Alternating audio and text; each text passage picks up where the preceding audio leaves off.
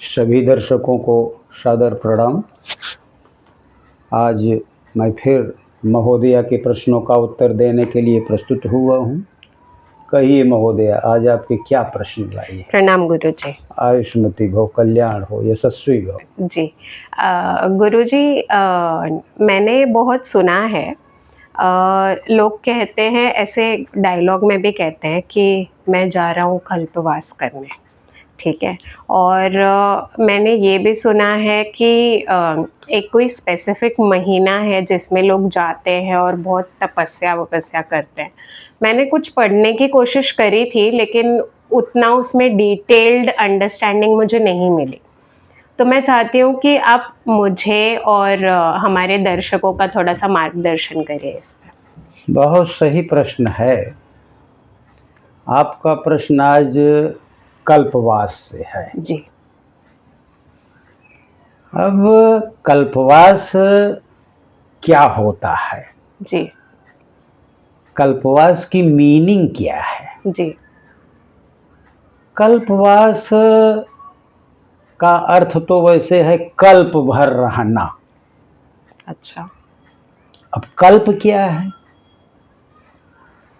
कल्प होता है ब्रह्मा का एक दिन। अच्छा। ब्रह्मा का एक दिन कल्प होता है और रात भी एक कल्प के बराबर होती है। अच्छा। अब एक कल्प कितने दिन का होता है? 1000 महायुग का एक कल्प होता है। अच्छा। तो ये कल्पवास का जो अर्थ आया है, ये भगवान ब्रह्मा जब सृष्टि की रचना किए थे, सृष्टि की रचना करने के बाद वो प्रयागराज में आकर के तपस्या किए थे। तो उसके आधार पर भी ये कल्पवास का नाम रखा गया। और दूसरा इस पर आधार है, कल्प एक वेदांग है। अच्छा। वेदों के 6 अंग हैं: शिक्षा, कल्प, व्याकरण, निरुक्त, छंद और ज्योतिष। वेद पुरुष के 6 अंग माने गए। इस अंगों में वेदों की व्याख्या की गई है। ठीक है। कल्प को भगवान वेद पुरुष का हाथ माना गया। अच्छा। तो कल्प में क्या है? यज्ञ करना, वेदी बनाना, भगवान की पूजा करना, ये सब बातें बताई गई हैं। तो इस कल्पवास में भी लोग तपस्या ही करते हैं, पूजा पाठ करते हैं, वेदियों का निर्माण करते हैं, हवन करते हैं, इसलिए भी इसका नाम कल्प पड़ा। अच्छा। 2 चीजें हो गई कल्प रखने का। जी। तीसरा कल्प का मतलब है कायाकल्प से है, माने शरीर को सुधारना। अच्छा। कायाकल्प का अर्थ है, वहां कल्प इस ब्रह्मा जी के दिन से मतलब नहीं है, शरीर को सुधारना। अच्छा। तो शरीर को हम कल्पवास में जा करके हम अपनी शरीर में आध्यात्मिक विकास करते हैं। अच्छा। जो हमारे अंदर बहुत सारे दुर्गुण हैं उसको हम वहां दूर करते हैं। इस प्रकार से हमारी शरीर में सुधार होता है। अच्छा। तो इसको हम, ये शाब्दिक अर्थ हो गया कल्पवास का। तो यहाँ पर तीनों अर्थों में हम इसको ले सकते हैं कि ये है कल्पवास का मतलब है कि अपनी शरीर को सुधारना और वहां पर कुछ दिन तक रहना। ये कल्पवास की मीनिंग हुई। जी। अगला आपका क्या प्रश्न है? ये कल्पवास जो है ये होता कहाँ पर है? हाँ, बहुत बढ़िया प्रश्न है। ये कल्पवास प्रयागराज में होता है। अच्छा। जो उत्तर प्रदेश में है। जी। गंगा, यमुना और सरस्वती जो छिपी हुई नदी है, वो दिखाई नहीं देती, ऐसी मान्यता है। गंगा यमुना सरस्वती का संगम है। उसी के किनारे लोग कल्पवास 1 महीने के लिए करते हैं। अच्छा। वहीं पर जाते हैं और 1 महीने तक वहीं अपनी शरीर की आध्यात्मिक उन्नति करते हैं। तो आपको शायद मालूम हो गया हो कहाँ पर होता है। और आपके आगे की क्या प्रश्न है? ये जो कल्पवास है ये स्पेसिफिकली कौन से महीने में किया जाता है और वो ही महीना क्यों होता है? हाँ, बहुत सही प्रश्न है ये। पहली बात तो जान लीजिए कि माघ महीने में किया जाता है। ठीक है। माघ महीना अभी 4 तारीख से आ रहा है। अच्छा। ते पौष मास की पूर्णिमा से, यानी माघ के शुरू होने से एक दिन पहले। 4 जनवरी? नहीं, 4 जनवरी 2026 से तो माघ महीना लग रहा है जी। लेकिन उसके पहले 3 तारीख को, 3 जनवरी को पौष मास की पूर्णिमा है। अच्छा। तो उसी पूर्णिमा के दिन से लगता है। अच्छा। पौष की पूर्णिमा से लेकर के माघ की पूर्णिमा तक 1 महीने का ही लगता है। अच्छा।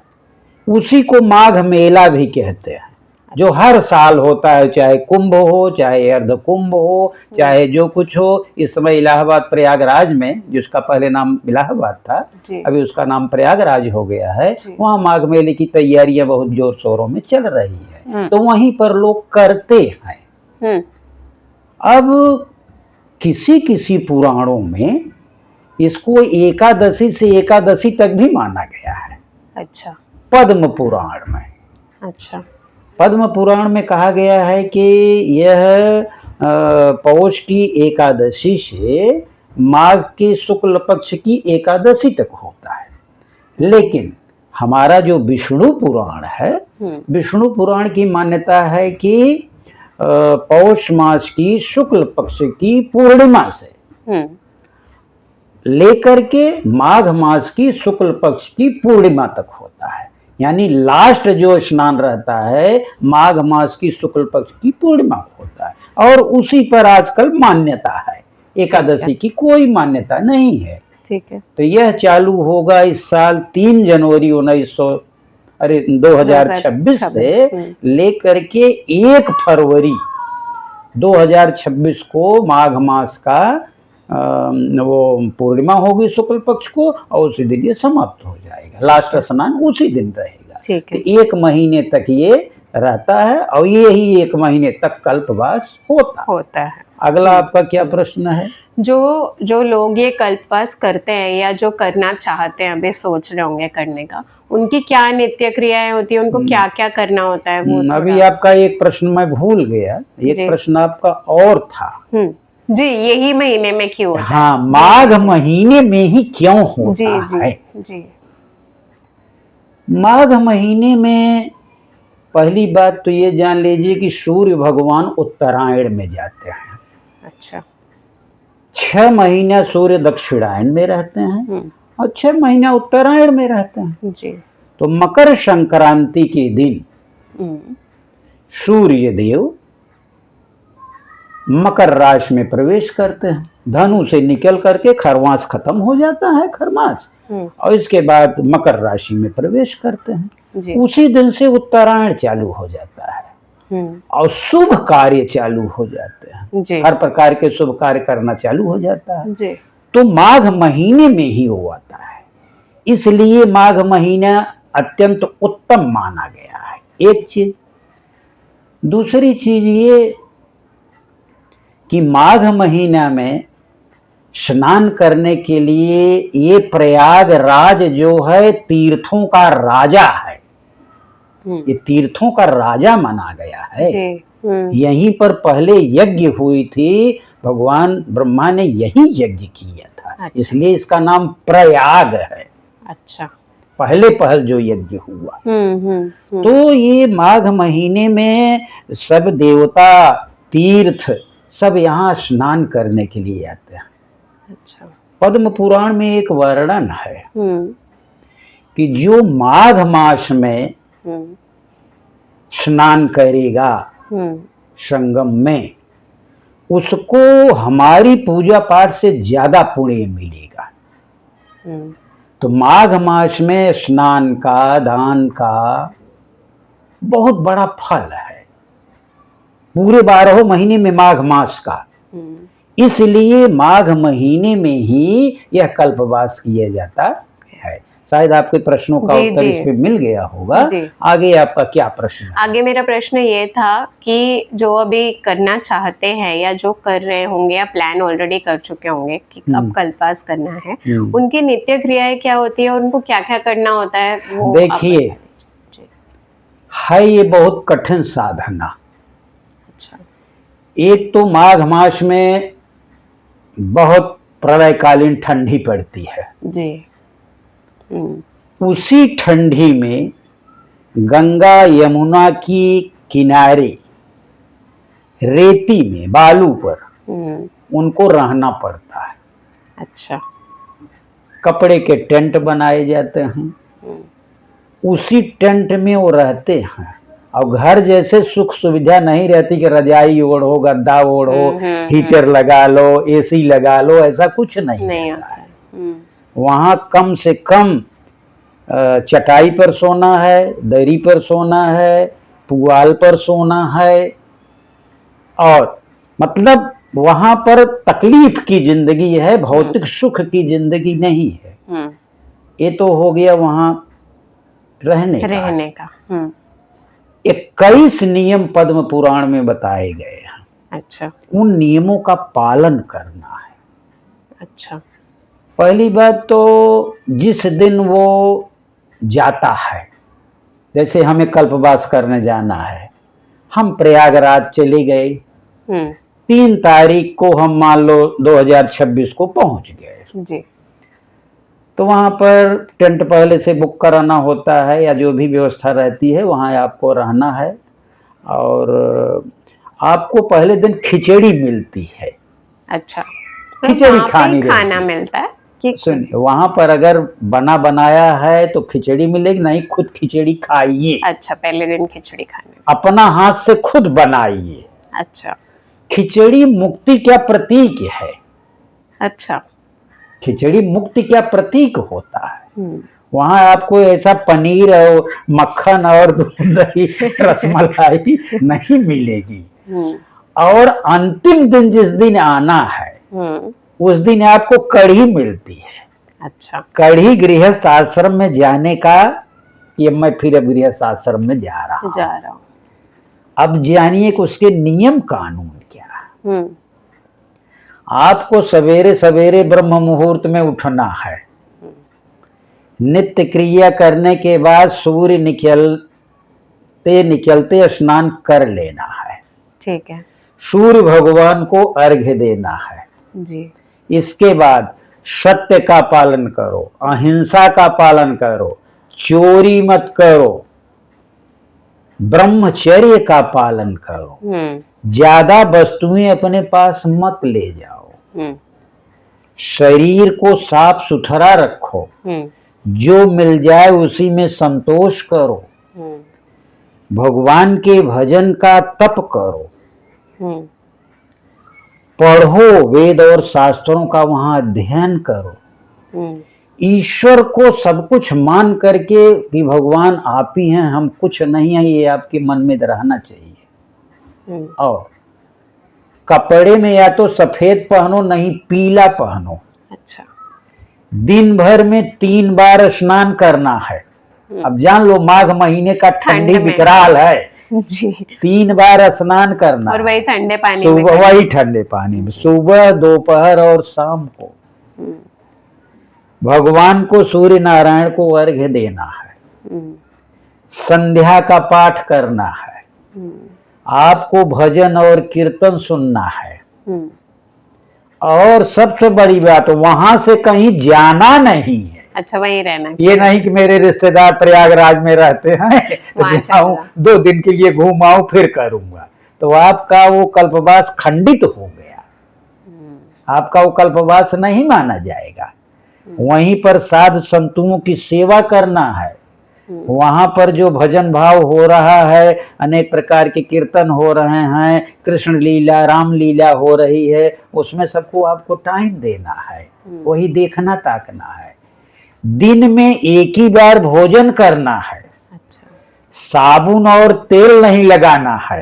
हम्म, हाँ, यदि पत्नी भी साथ में है हम्म, तो उनको श्रृंगार करना नहीं है। अच्छा, वो सिंदूर लगा सकती हैं, चंदन लगा सकती हैं। अच्छा, तो ये सब नियम का वहां पर पालन करना 1 महीने तक है। हम्म, तो वो कठिन साधना है, हम्म, लेकिन उससे आप भौतिक सुखों से दूर हटेंगे और अपने अंदर आध्यात्म की उन्नति का मार्ग प्रशस्त करेंगे।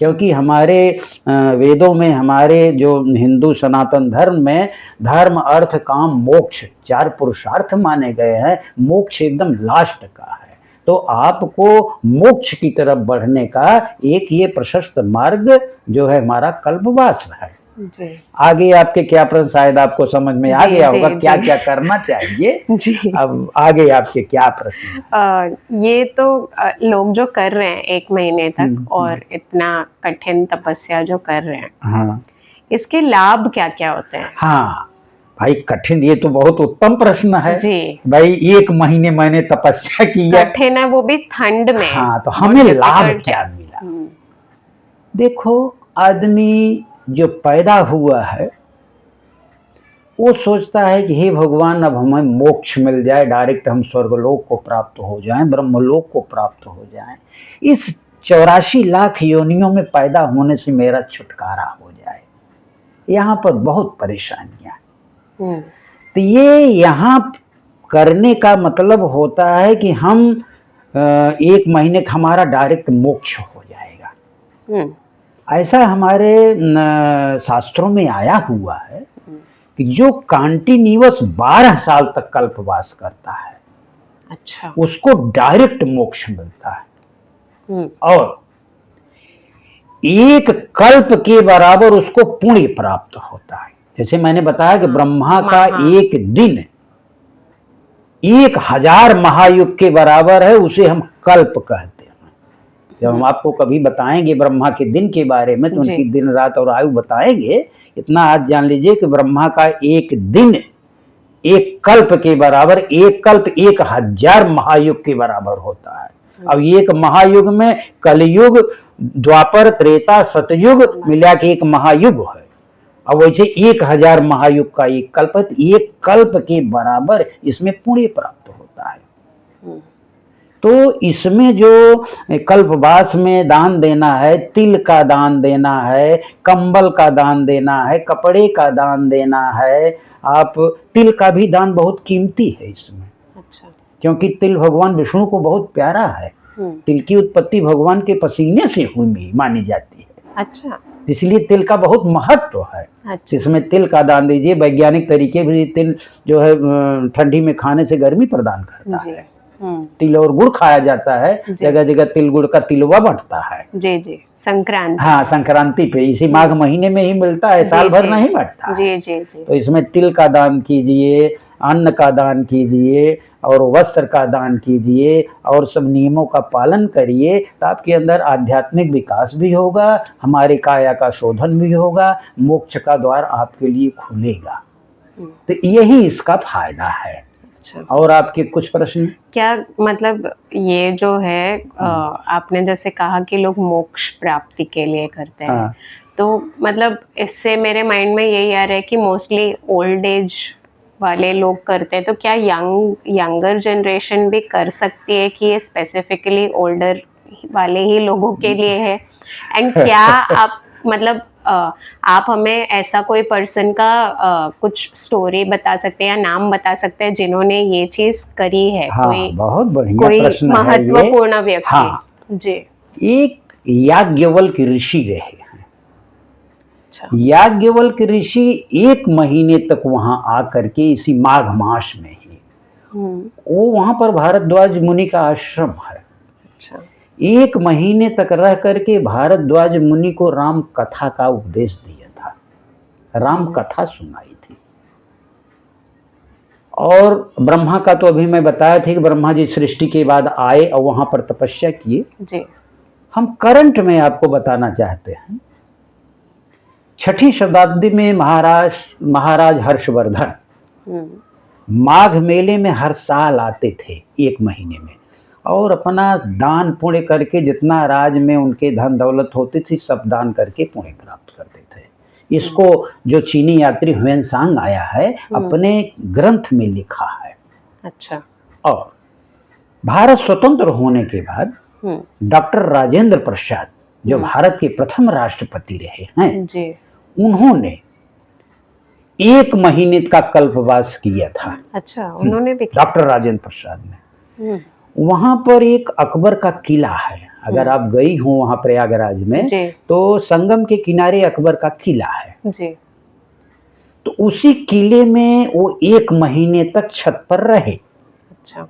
उन्होंने वहां पर कल्पवास किया और वहां पर आज भी प्रेसिडेंट व्यू, मैं अभी भी गया था देखा, वहां पर डॉक्टर राजेंद्र प्रसाद की मूर्ति बनी हुई है और उनके बारे में लिखा हुआ है, उसको प्रेसिडेंट व्यू कहते हैं। पंडित जवाहरलाल नेहरू भी वहां गए। अच्छा। उन्होंने भी कल्पवास किया है। एक मुगलों की रानी थी जोधाबाई। जी जी। जोधाबाई ने भी कल्पवास किया है। अच्छा। और गांवों में बहुत से लोग कल्पवास करने जाते हैं 1 महीने के लिए। जी जी। अपने मोक्ष को प्राप्त करने के लिए, पुण्य को प्राप्त करने के लिए। कहा जाता है कि जो इस 1 महीने का कल्पवास किया अगर उसको मोक्ष नहीं भी मिला तो अगले जन्म में वो राजा बनेगा, आर्थिक रूप से बहुत सुदृढ़ रहेगा। इसी सब के कारण लोग वहां पर 1 महीने का कल्पवास करते हैं। तो शायद आपको ये समझ में आ गया होगा कि बहुत बड़े बड़े लोग भी कल्पवास किए हैं, ऐसा नहीं कि गरीबों का है। आगे आपका प्रश्न था कि क्या हम यंग जनरेशन भी कर सकते हैं कि वृद्ध ही कह रहे हैं। देखो, हमारे 4 पुरुषार्थ हैं, धर्म अर्थ काम मोक्ष। कोई ये बंधन नहीं है कि वृद्ध ही कह रहे। देखते होंगे नौजवान साधु भी हैं। हाँ भाई, इसीलिए अंदर के भाव हैं, भगवान के प्रति भक्ति जिसकी जग गई।